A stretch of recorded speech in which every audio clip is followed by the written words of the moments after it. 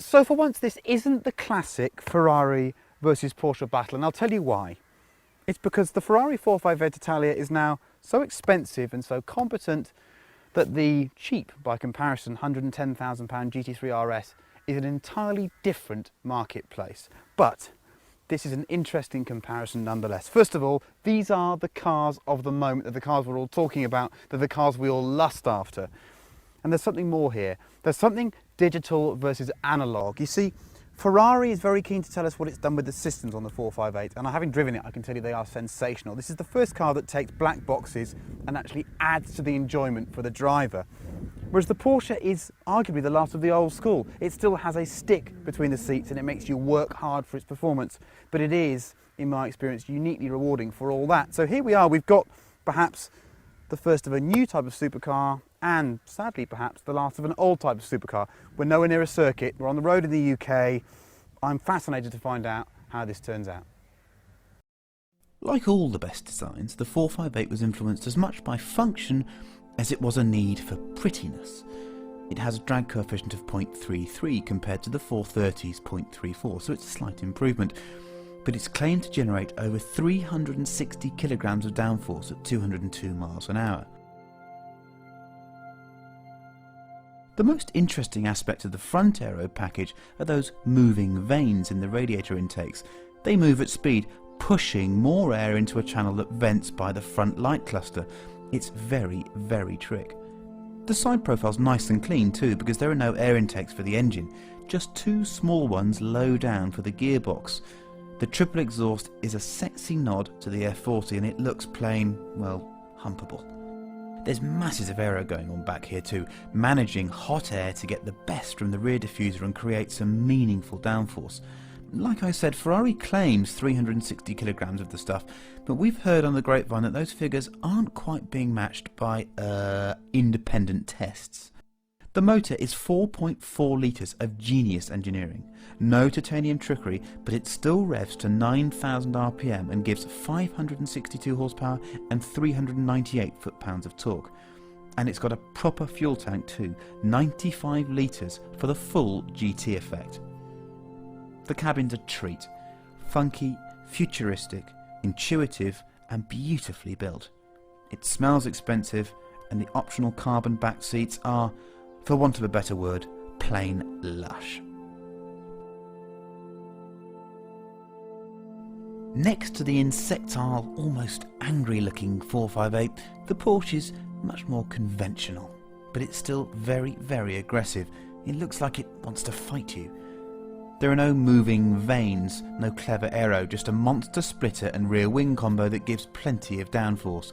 Porsche claims 170 kilograms at 186 miles an hour, which from my racing experience sounds a bit more believable than the 458 claims. The motor is mechanically identical to the 3.8 litre 6 in the base GT3, but it has an improved intake, revised ignition timing and a titanium exhaust, so it gives 444 horsepower and 317 foot-pounds of torque. It's 100 kilograms lighter than the 458, but in fairness the Fandango absolutely nails it with 378 bhp per tonne compared to the Porsche's 324. Ceramic brakes are standard on the 458, but they're an option on the GT3 RS. These are 380mm compared to the Ferrari's enormous 398mm fronts.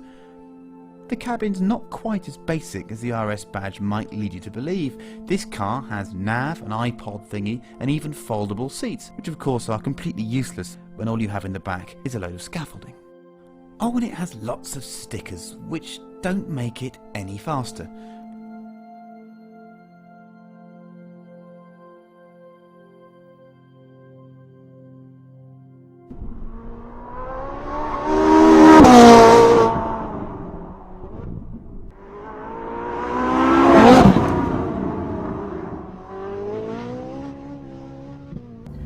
I was just chatting to the owner of this amazing vehicle a few minutes ago, and I suddenly remembered that I own a Ferrari 512 at the moment, a 512 TR, and I just can't believe how far they've come in that time.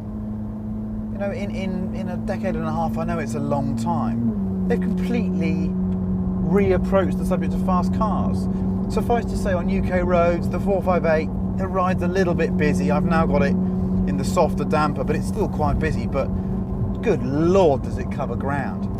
It's got that kind of anytime, any place performance, and its spread of abilities is what marks it out for me. The 1 minute in race mode, full race mode, it's an absolute chomping maniac. It's so fast, it's so up you.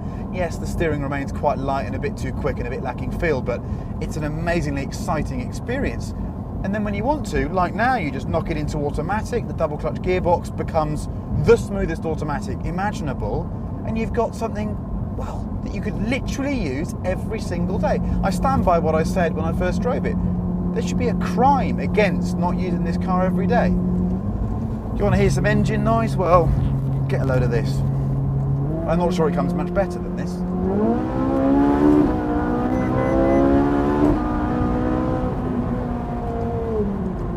Actually, it does come a bit better than this, and it comes better than this in the white German car, because the white German car sounds more authentic.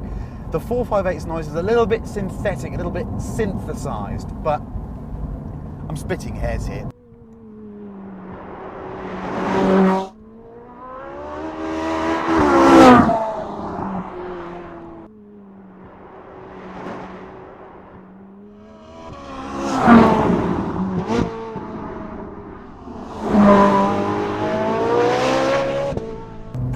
But I am finding it quite hard to fault this. I know it's predictable, but they do come at the subject from sort of different angles. It's really, really surprising. But the end result is two cars that are very satisfying to drive, fast and slow. They're just great road cars, truly great road cars. I will never tire of just doing this though.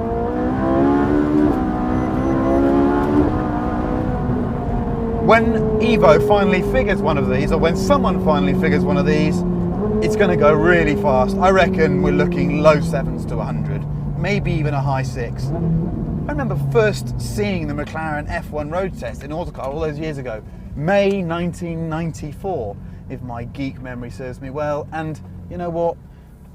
I thought cars would never go into 6s again, but clearly this is going to. Is it really worth 200 grand? Yeah, it's worth £200,000 of any car enthusiast's money. Go and sell your house.